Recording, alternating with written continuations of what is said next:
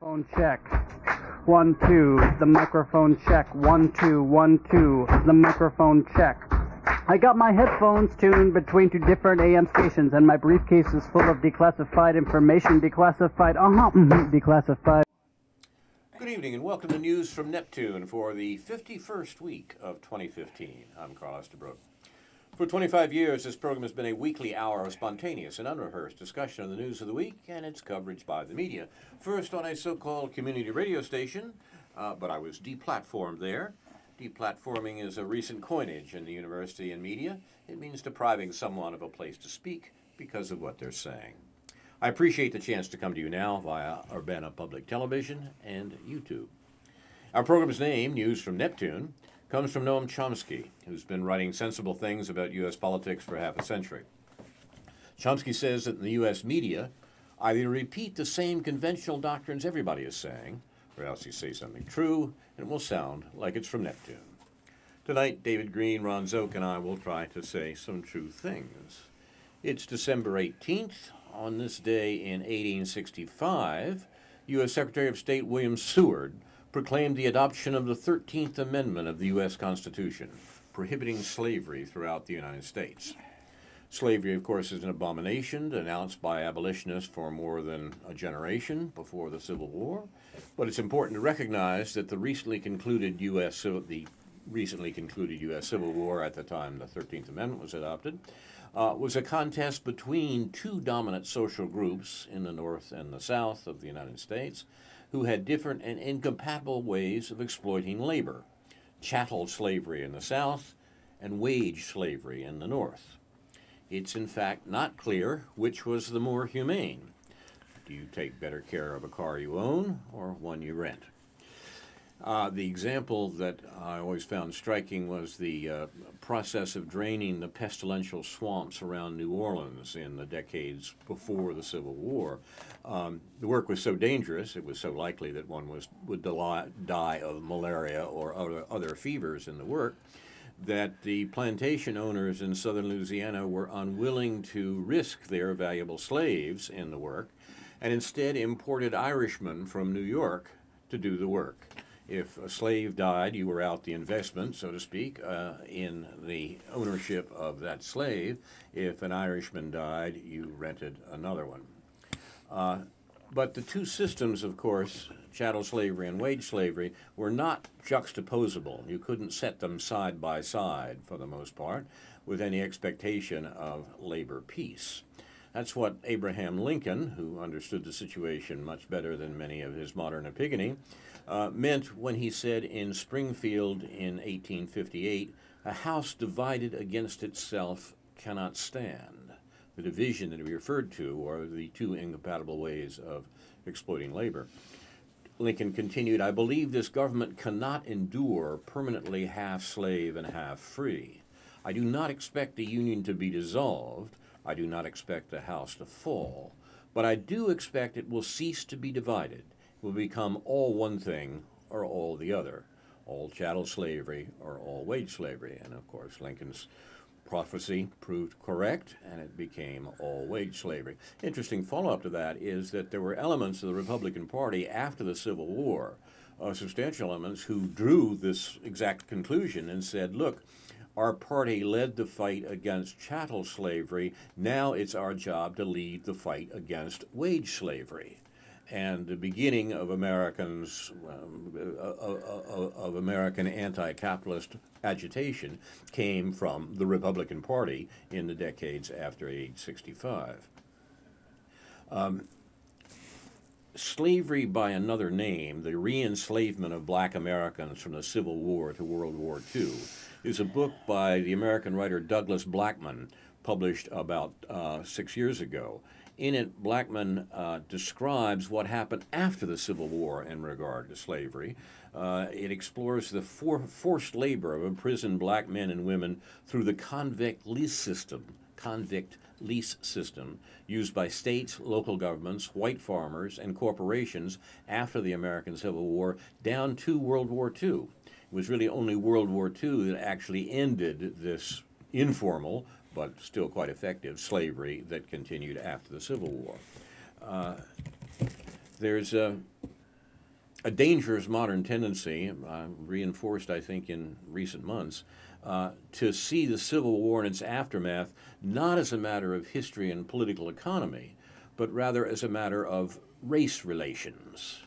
That's dangerously misleading. It's intellectually debilitating to assume in any situation involving people of European descent and people of African descent automatically falls under the heading race relations, as though the chief business of slavery in the antebellum South was the production of white supremacy rather than the production of cotton, sugar, rice, and tobacco. One historian has gone so far as to call slavery the ultimate segregator. He doesn't ask why Europeans seeking the ultimate method of segregating Africans would go to the trouble and expense of transporting them across the ocean for that purpose, when they could have achieved the same end so much more simply by leaving the Africans in Africa. No one dreams of analyzing the struggle of the English against the Irish as a problem of race relations, even though the rationale that the English developed for suppressing the barbarous Irish served nearly word for word as a rationale for suppressing Africans and indigenous American Indians. Nor does anyone dream of analyzing serfdom in Russia as primarily a problem of race relations, even though the Russian nobility invented fictions of their innate natural superiority over the serfs as preposterous as any devised by American racists.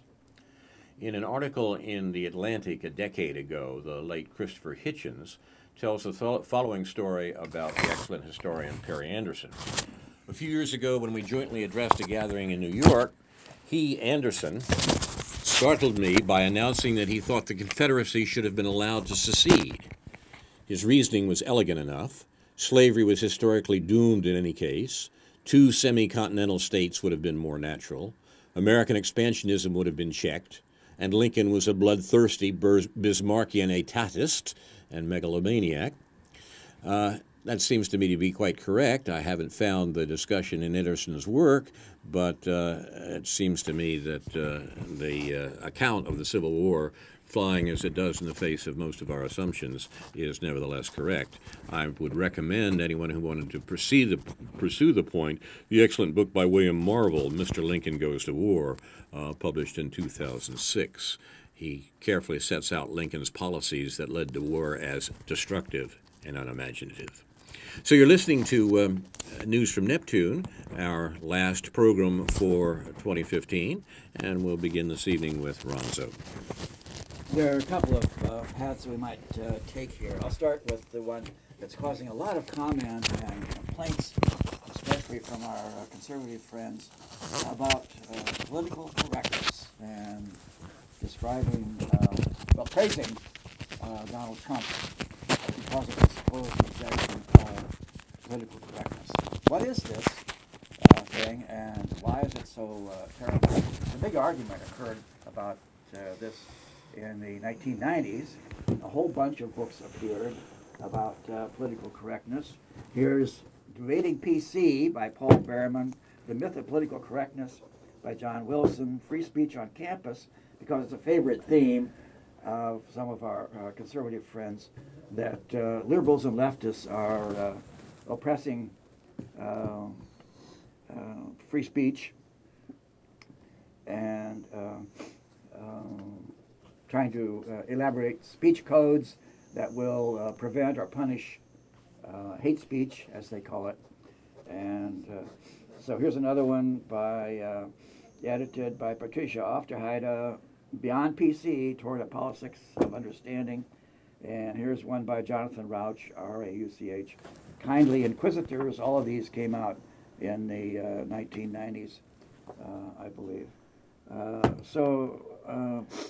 This developed into a lot of ridicule of the absurd lengths to which some of the attempts to change our language went eventually, and the invention of a lot of rather silly and sometimes quite funny euphemisms for things. And you still hear this done occasionally as a kind of joke. Here's another book, The Politically Correct Dictionary and Handbook by Henry Beard and Christopher Surf. The dog is labeled non-human animal companion. The chicken for dinner in the woman's shopping bag is called a voiceless victim of speciesism. And this white woman is called a woman of non-color and a lookism survivor, and so on. White people are called melanin impoverished, and this became rather absurd in some cases. We were forbidden to use the word handicapped or disabled. They were differently abled. And talk about primitive people disappeared from anthropology. Instead, they were being called, to be called pre-literate, and so on and on. So a number of supposedly humorous books appeared at the time. Politically Correct Holiday Stories by James Finn Garner. And maybe it's appropriate to the season to read the first few lines of "'Twas the night before solstice. 'Twas the night before solstice, and all through the co-op, not a creature was messing the calm status quo up. The children were nestled all snug in their beds, dreaming of lentils and warm whole grain breads. We welcomed the winter that day after school by dancing and drumming and burning the Yule, a more meaningful gesture to honor the planet than buying more trinkets for Mom or Aunt Janet. Or choosing a tree just to murder and stump it and dress it all up like a seasonal strumpet. My life mate and I, having turned down the heat, slipped under the covers for a well-deserved sleep. When from out on the lawn there came such a roar. I fell from my futon and rolled on the floor. I crawled to the window and pulled back the latch and wondered, where's the neighborhood watch? I saw there below, through the murk of the night, a sleigh and 8 reindeer of non-standard height, and so on and so on. That's this guy wrote 3 or 4 books in that same general theme of politically correct translations of the classics. That's glad to see that you observed the season appropriate later on. Who's the author of that doggerel? James Finn Garner, Garner. Happy to know. We've memorialized that on the occasion. Okay, some of the events of the week that may deserve notice. Mutual admiration of Trump and Putin. The media are making a big deal out of this, but I don't understand why. I think it's not especially good judgment on the part of either one, but in any case. Fear of terrorism, again, enlivened by the San Bernardino mass shooting after following so quickly after the one in Paris and so on. And looking at the business of terrorism statistically, some have pointed out that the odds of being killed by a terrorist are about the same as being hit by an asteroid, something that's not terribly worrisome to most of us. But anyway, you're, according to this statistical analysis, 9 times more likely to be killed by a policeman than a terrorist, which is quite believable in view of the way things have evolved. So, why all the furor about terrorism and all of the objections to politically correct language? I admit that the talk about this stuff becomes rather absurd in some cases and not very helpful at all in understanding what's going on. But these tendencies to talk about things in roundabout euphemistic ways go back sometime. For a long time, the military has called killing innocent bystanders collateral damage. Mm-hmm. And there seems to be a trace of what we used to call verbal magic in all of this. That if something is a bad thing, the word referring to it becomes bad. If you're referring to a dirty thing, then the word becomes dirty and taboo. and so on. So there's a tendency to replace harsh terms with more pleasant ones. So we're not allowed to use the term cretin anymore, or mongoloid, or retarded. They seem so negative, and so on. So we have a replacement now, Down syndrome, and well, a little more controversially, a number of things are referred to now that are considered kind of dirty and off color by baby talk. So in the media, it's okay to say pee and poop, apparently, but we can't use the grown-up terms for those things. The suppression, some say, of gender enders, actress, goddess, waitress, authoress, and so on. The demand for androgyny that some people are talking about. So I don't know, do you guys still talk about waitress, or is it waitron, or whatever? Do you say actor or actress, Carl? I say oppressed worker and and artist. Yeah. So we've had our own episodes of this, people claiming victimization because of some symbolic act. The Chief Illini Wek fervor, people wailing about their hurt feelings, their pain and suffering over some symbolic and verbal slight, and so on. I think we've had far too much of people trying to use their supposed feelings to control other people. This seems to be a specialty of what we call control freaks. So the relevant point, perhaps, is the confusion of people who are saying these things. What do we have to do to avoid politically correct language? Or do we engage in name calling and insults? That seems to be a very popular thing to do.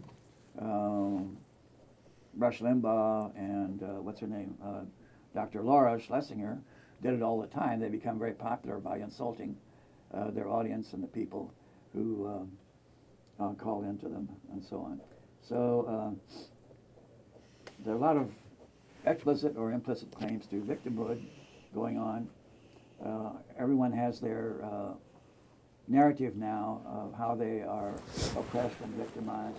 Blacks, women, Jews, Catholics, Christians, homosexuals, Muslims, teenagers, who are misunderstood, of course, persecuted and oppressed and treated unfairly, and so on. Guys who wear funny hats. Yeah, right. Intellectuals, Americans now are victims of terrorism. Atheists have their story of their oppression. Real Americans, I've known some people like this, sometimes also known as rednecks, which is now forbidden. Rubes, white trash, which tend to be used of blue collar or no collar southern whites, and so on and on. Hispanics, Latinos, they have veterans, they have their own version of this, and so on. So there's a lot of semantic confusion and claims to virtue and merit, or the opposite, going on implicitly in the way we use this language. And I'm just calling for greater awareness of the assumptions behind what we're saying about things, whether it's politically correct or incorrect or whatever. I'll stop. Thank you, Ron. David, you want to react on political correct language before I begin my anti-liberal lecture on where this peculiar phenomenon comes from? Yeah, I mean, I think that this whole discourse and the alleged conflicts that are surrounding this are a legacy of the reaction to the 1960s, of the liberal reaction to the radical 1960s, And I think when we're talking about language, it means that we're not talking, whether the language is used well or poorly. I think that language should be used well in the service of defining real things and real phenomenon and things that are going on in the world. There's always conflicts over which abstractions are better to describe and ferret out what's going on around us.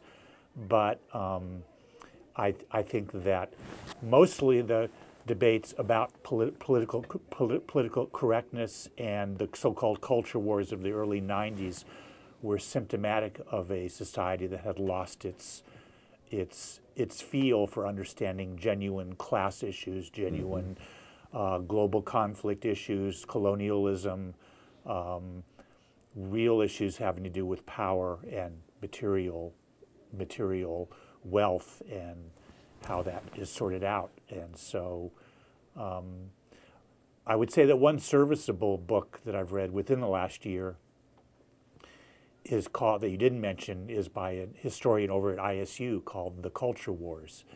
And his name is Andrew Hartman. And for anybody who wants to review the debates of that era, that would be a good place to start. But ultimately, I think that these debates conceal more than they reveal. I think I've thought for a while and argued indeed on this program that the source of the sort of language phenomena that Ron was making fun of earlier was in fact a major political change in the U.S., which we can date to about 40 years ago, when the great tradition of New Deal, Great Society reform for 40 years came to an end. What happened was that the neoliberal counter-revolution of the early 1970s arranged a halt to the arc that goes from the New Deal through Johnson's Great Society and indeed the most liberal administration in the post-war world, that of Richard Nixon, that gave us everything from the EPA to the discussion of a guaranteed annual income. But that was brought to a halt quite consciously by a campaign of American business that has generally gone under the name of neoliberalism, where the notion was that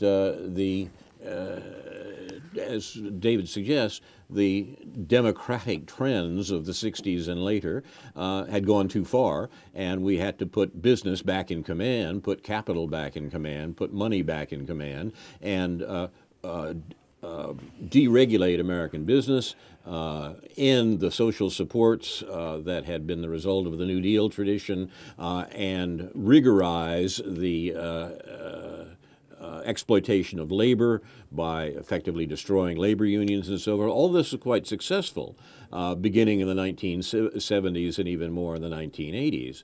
The neoliberal campaign won, and the liberal tradition, centered largely in the Democratic Party, that had produced the former amelioration of the bad effects of capitalism, was sort of at a loss. The class politics, and that's essentially what it was, that had lasted from the New Deal to the 1970s, had been brought to an end by neoliberalism, and American liberals were cravenly acquiescent in that cessation. What did they do? They looked around for another good cause, so to speak, that they could work for. The good cause was anti-discrimination. There are several good accounts, not many surprisingly, of what happened. The best is probably still Walter Ben Michael's book from a decade ago, The Problem with Diversity, and the what's the subtitle of that? I don't know. Yeah, I'll think of it in a moment. But he pointed out that we substituted identity for equality. And indeed, equality, straight economic equality in the American society, which had increased through the 60s and into the 70s, declined sharply in the next 40 years to today. And the U.S. is now a more unequal society than it has been in our lifetimes. Now, what happened? How is this bound up with the political correct language? Well, I think it was the failure of American liberalism to defend the class politics from the New Deal left it in really a psychological quandary. They realized they had made a terrible mistake. They had given up. They had been beaten by American capitalism, and they looked for some way to salve their bad conscience. The bad conscience of not holding up the traditions of American liberalism was, to some extent, ameliorated by the thought that they at least were standing up for black people, for women, for people differently abled, as Ron was talking about, and others who were being discriminated against. Discrimination was surely a bad thing, and therefore being in favor of anti-discrimination would make up for being against class oppression. I think that the psychological effects were great. When you know you have made an error that you can't back out of, there is a tendency to become increasingly insistent about one's position. And that's where American liberalism has been, I think, for more than a generation, and the reason we get the sorts of things that Ron was talking about, which I think, are not just a phenomenon of a decade and more ago, but are involved today with questions of transgender people, various and sundry issues that are taking the same role for American liberalism that the initial forms of political correctness did several decades ago. But let me put in a good word for the fact that power relations, the relationship between power relations and language, and taking that seriously, taking seriously who gets to name and characterize whom, and the rights, if that's the right word, of people to define themselves in a way that is respectful of themselves and isn't simply allowing themselves to defined by others, especially in circumstances in which power uses language and uses words to influence how people are perceived and how ultimately they are able to express themselves and and live their lives in a context which has, of course, not always, it has not been favorable to them. So language, so let me just put it into a word for saying language is important if we keep in mind that the reason to insist on certain kinds of language relates to power, and that relates to what liberals would like to call equal opportunity, but what I would just like to call equality. I think that there's been a liberal evasion of the meaning of equality by relying on the notion of equal opportunity rather than simply acknowledging that certain things should be equal, certain outcomes should be equal, or there should be at least a baseline of equal outcomes in the manner in which people share in the wealth of our country. So liberals deserve a lot of blame for the manner in which these things have been handled since the 1960s. They've also given conservatives plenty of fodder, as Ron, as you point out, for making fun of identity politics and some of the ways that people wrap themselves around them, trying not to offend other people, being afraid of what they might say that might hurt other people's feelings. But there's some real issues at the bottom of all that. Of course there are. Of course. And I think the issue, the problem for liberals in the 1970s and afterwards was that they substituted concerns about what people said with concerns about what the society did. I said, we're not going to change the class nature of society. We're going to put up with the sort of capitalist structure we have now, but we're at least going to talk about the matter in inoffensive ways. And the ones that Ron makes examples of, are attempts to avoid offending people, even though their social position remains very much the same. The book that I was trying to think of that I thought captured this a good while ago as clearly as any was Walter Ben Michael's The Trouble with Diversity, How We Learn to Love Identity and Ignore Inequality. And it wasn't an accident. Well, when I was teaching, I used to talk about equality a great deal because it's a favorite theme of mine. And the question became, where is the starting point in talking about equality? Is it at conception or at birth or at the end of high school or at the end of college? And where everyone is made equal, and then we're told we have to have a competitive society and people can go on then to look out for themselves. And but once again, where's the line of equality going to be liberals drawn? were reluctant to take the word equality seriously, lest be ridiculed by conservatives. Say, well, of course we're all not the same. Of course some people are smarter than others. But that's not the point with equality. It has to do with rights, with basic rights, what perhaps would have come to be called human rights. And liberals, by acceding to the notion that equal opportunity what meant something and equality doesn't really mean anything, by acceding to that notion, liberals have allowed the kind of social programs that they promoted, such as affirmative action and so forth, to be seen as failures, which in a sense they have been, because they haven't challenged the fundamental class divisions, and they haven't really again established a baseline by which it is seen as a human right that everybody should have, at least beginning, should have an equal standard of living at some sufficient baseline, beyond which there may be inequality, but it wouldn't mean the same thing as the kind of inequality we've got now in the sort of winner-take-all system that we we're still have. Very much wedded to the terms of success, failure, and winner, loser. And it was interesting to me a few years ago. There was a proposal by a couple of Yale political scientists that everyone at the age of 21 would get a grant of maybe $20,000, and then said and told, go for it. That's what you get.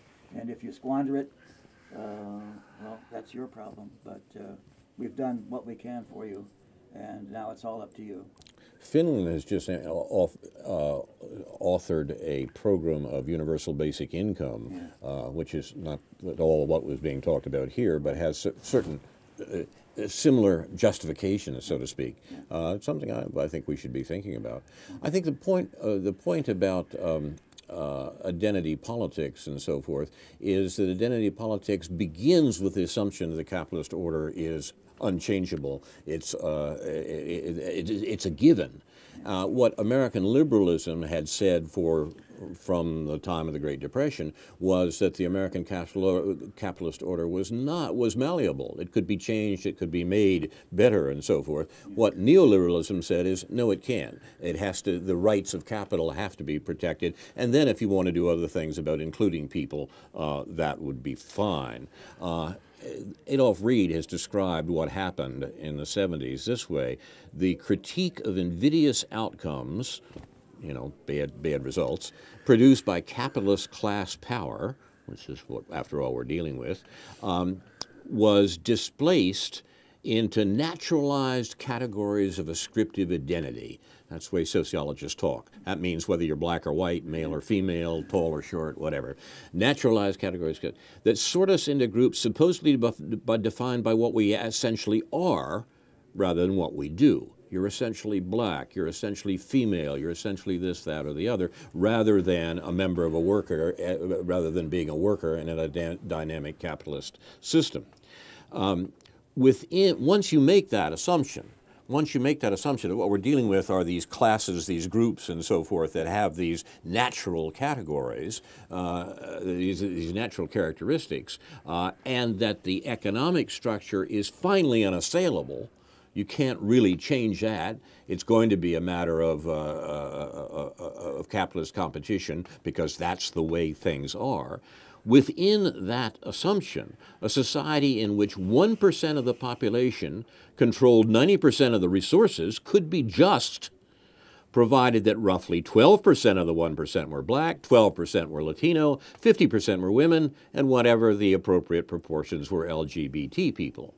Now that is the sea change that in American liberalism that occurred 40 years ago.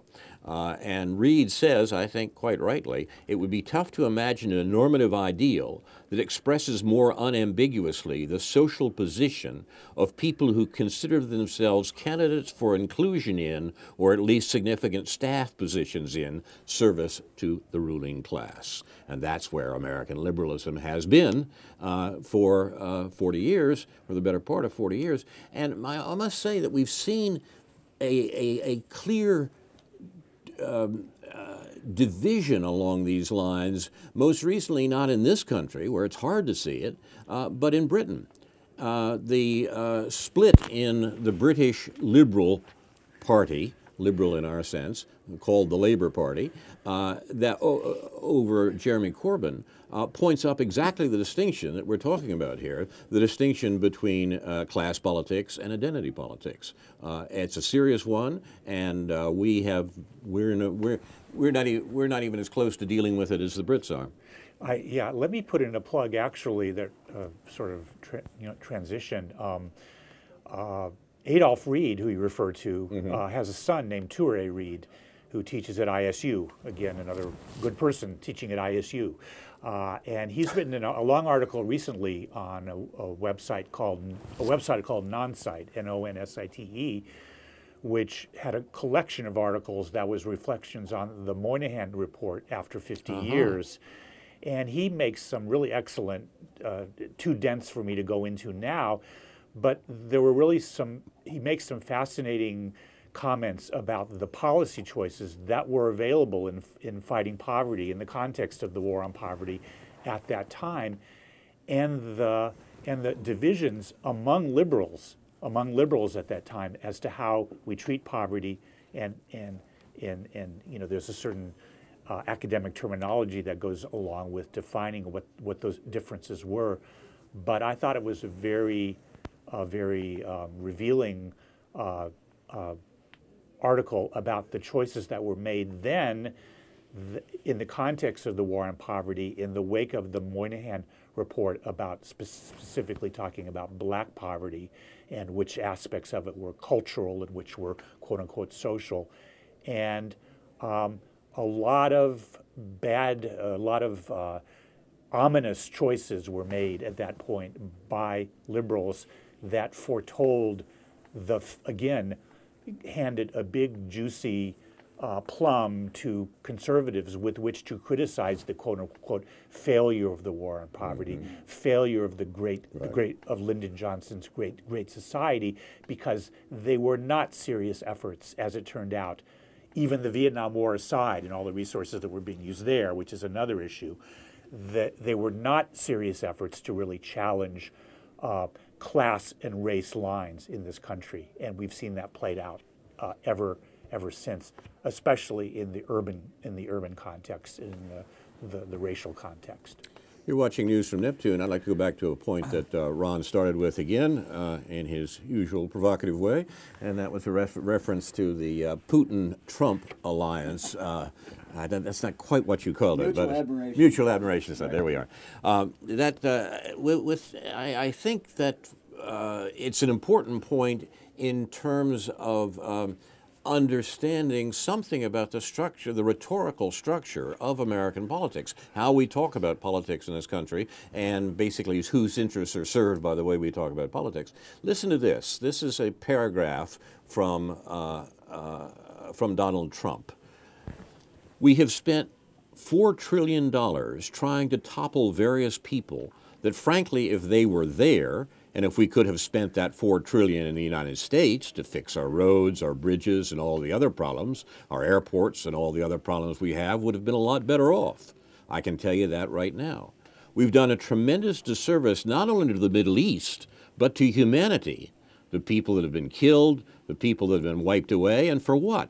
It's not like we had victory. It's a mess. The Middle East is totally destabilized, a total and complete mess. I wish we had the $4 trillion, the $4 trillion back. Now, Corey Robin, a political commentator who's in Brooklyn College, I think. Where? Yeah. Writes about this. Three observations. First, it's hard to disagree with what Trump says at this point. Second, it's certainly better than anything that Hillary Clinton would say on the same subject. Or Bernie Sanders. Or Bernie Sanders, that's true. Third, it's hard to call, third, says Corey Robin, it's hard to call someone a fascist who disavows, in the name of humanity, the last 15 years of war, killing, and waste that this country is responsible for. That seems to me to be exactly right, and the probable Democratic nominee, Hillary Clinton, or even if it's Bernie, as David says, will be following a different path. So in this case, it seems to me that the mutual admiration between Trump and Putin is quite right. They are both saying and doing things that are perhaps worthy of admiration. Let's talk about Putin for a minute. John Kerry goes to Moscow and in discussions with President Putin agrees that the American demand for regime change in Syria is not any longer operative, as they said in the Nixon administration. That's interesting because, of course, what Russia is doing is defending the Syrian government against an insurgency that has been primarily armed by the United States using the jihadists that the U.S. have used for their own purposes in the Middle East for more than 40 years. Even if one deplores the bombing in Syria by Russia, it's still clear that it's being done at the invitation of the Syrian government that's asked for help against an insurgency. Whereas what the U.S. is doing in Syria, and has been all along, is contrary to international law and also in aid of some of the worst elements in the Middle East, and the U.S. is doing that not once again to defend another regime, but to continue its decades-long policy of trying to control the energy flows throughout the Middle East. So when the smoke clears in Moscow, at least, it seems that the U.S. has it right, and that the mutual admiration that Ron is referring to between Putin and Trump has some basis, some appropriate basis. One of the things that Noam Chomsky, when he analyzes history, refers to is that he prefers corrupt leaders over, I'm not sure what the word he uses, but fanatical or, sort of ideological leaders. He said corrupt leaders can always be bought off. It was Hitler wasn't corrupt. He couldn't be bought off. He had a plan in mind. And what's interesting, I think, about Trump is that he can't really be put in either of these categories. He isn't corrupt and he can't be bought off because he's rich. And on the other hand, he doesn't appear, and this statement refers to that, he doesn't appear to be fanatical or doctrinaire or sort of ideological, fascist or otherwise. I don't think that's a term that you would use to describe someone like Donald Trump. So I think that's what kind of makes it hard to wrap one's head around what he's doing, whether it's just random things he's doing to promote himself. Maybe that's it. So maybe we have to have a new category there besides corrupt and fanatical. But it certainly is making for some interesting comparisons between him and the other Republican candidates, no less the Democratic candidates. Yeah. Have we come to the point of a rupture here, to use a good Pomo term? I'd like to mention a couple of other things. Jewish Voice for Peace says a tide of anti-Muslim hatred is sweeping the country. Do you see that? On the streets and in schools, Muslims are facing verbal abuse and physical violence.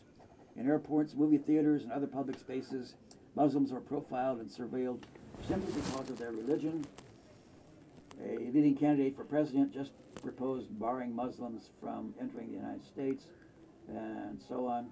You mentioned the Virginia school. Yeah, we'll get to that. For years, the Israel lobby and their neocon friends have trafficked in anti-Arab racism and spread Islamophobia in order to further their political agenda. The people spreading anti-Muslim bigotry are the very same people who prop up Israel's policy. Well, second point. Do Muslims and Christians worship the same God? College suspends professor who said yes.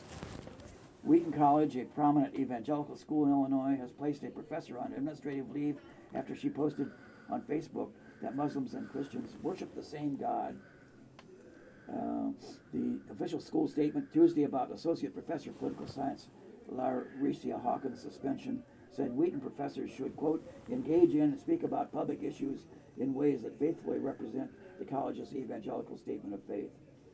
So she said that in her Facebook page, she was trying to show human solidarity with Muslims by wearing the hijab during the Advent season.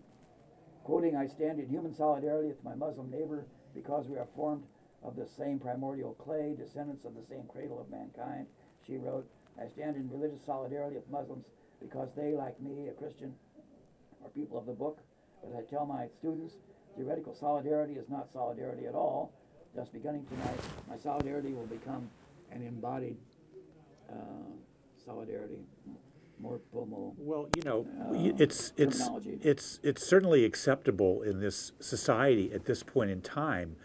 Just reading the News Gazette and looking at the sort of some of the person on the street comments, it's perfectly acceptable. Pardon for my politically incorrect speech, but it's politically acceptable and apparently culturally acceptable to say to sound like a racist schmuck when you're talking about Muslims, and not in the way that you couldn't obviously get away with in talking about even blacks.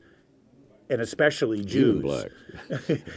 I mean, given the history of racism in this country, Muslims have become this sort of depository for some people's willingness to scapegoat and to blame our current situation on a group of people. Of course, it helps that there are still relatively few Muslims in this country. Many people don't come into contact with them. Many people don't know anything about them except what they read in the mainstream media and have obviously a very distorted and twisted idea of what Islam is and what is going on in the Middle East and, of course, our role in that. So, yes, people like Donald Trump, along with everything else, are exploiting, to a certain extent, in an opportunistic way, in a politically opportunistic way, the fact that it is still acceptable to hate in that regard. Did you get the email from Bob Neyman, I think it was? This says that this woman, Hawkins, is the only tenured black female professor at Wheaton, and he wants to bring her here for a presentation, and perhaps even have the university hire her for the spring semester and so on. Is that appropriate? It's not going to happen, appropriate or otherwise. Yeah. It's unclear to me exactly why why Wheaton College suspended this woman, and the suspension surely shouldn't stand. Yeah. She should be reinstated. But there are actually two particulars that are mentioned in the somewhat clotted news reports of the event, and I haven't heard directly from a direct statement from Wheaton College itself about why they suspended her. But there were two issues. One was wearing the hijab, as you say, and the other was her statement that Muslims and Christians worship the same God. Well, the second point is simply unarguable. Of course, Muslims and Christians use the same tradition of understanding or use variations of the same tradition of the understanding of God. That Muslims and Christians worship the same God is illustrated by the fact that Arabic-speaking Christians, when speaking of the Father of Jesus, use the term Allah. I mean, the word means God in Arabic. It means literally the God. And it's related to Arabic being related to Hebrew. There are parallel terms in the Hebrew Bible and in the New Testament as names for God. So the essential, the theological point, it doesn't rise, I think, to the level of really being theology. The barely theological point that the woman is making is obvious. The demonstrations of solidarity with her Muslim neighbors is admirable. So why, in fact, this woman should be suspended is unclear. I think the answer is that an administrator, I have a sister who's a dean of students someplace, and I think of their problems occasionally.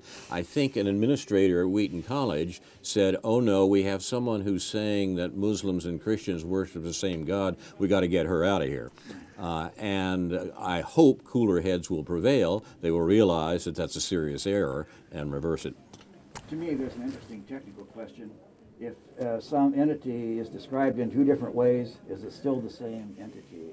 Like Jupiter and Jove, for example? Yeah, right.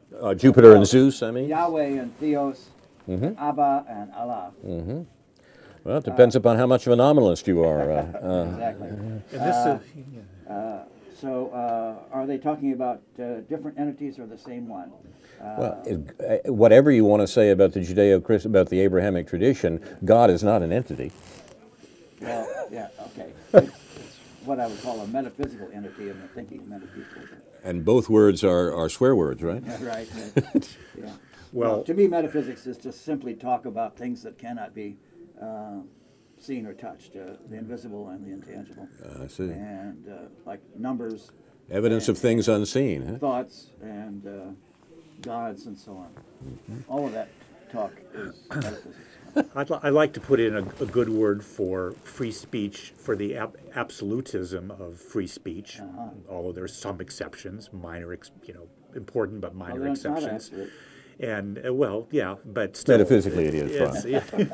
But still, and then the idea that language is important and how we say things is important in relation to maybe not to other people's feelings, but to reality and to certainly other people's dignity, our own dignity, and the dignity of other people. We talk about ourselves, and you just look at France, and it's just so perplexing as to how a country, in the wake of the Charlie Hebdo business, claims to value free speech, but it denies free speech to those who say bad things about Jews or bad things about the Holocaust, or bad things, other categories that, or doesn't allow women to wear the headscarf, Muslim women in certain public places. So there's an enormous amount of, whenever you wade into the issue of just dealing with speech, one is liable to find avoiding central issues on the one hand and a lot of hypocrisy on the other hand. And that's certainly true in discussing Islam. Yeah. Difficult issues there concerning obscenity and incitement and so on. I mean, should we say anything or do anything about people who are urging other people to go out and kill Muslims, for example? There's a long tradition in American law of fighting words, of the sorts of imminent threats of imminent harm and so forth that the courts have always held were not covered by the principles of free speech, by the First Amendment principles. It seems to me the task is usually to make sure that the exceptions don't expand too far, even though one admits there might indeed be exceptions like imminent threats and so forth. Let's go kill those guys. That's not protected free speech. Okay, another point. from Nicholas Kristof in New York Times, December 12th. Analysts who have tallied the number of violent or cruel passages in the Quran and the Bible count more than twice as many in the Bible. Wonderful. Yeah. The Bible, in the sense they're using the term, is more than twice as long as the Quran. So, you know, what does this work out on a percentage basis, and what in the world difference could it possibly make? He says there's a profound human tendency rooted in evolutionary biology to otherize people who don't belong to our race, our ethnic group, our religion. That's particularly true when we're scared. It's difficult to conceive now that a 1944 poll found that 13% of Americans favored killing all Japanese, and that the head of a United States government commission in 1945 urged, quote, the extermination of the Japanese in toto, quote.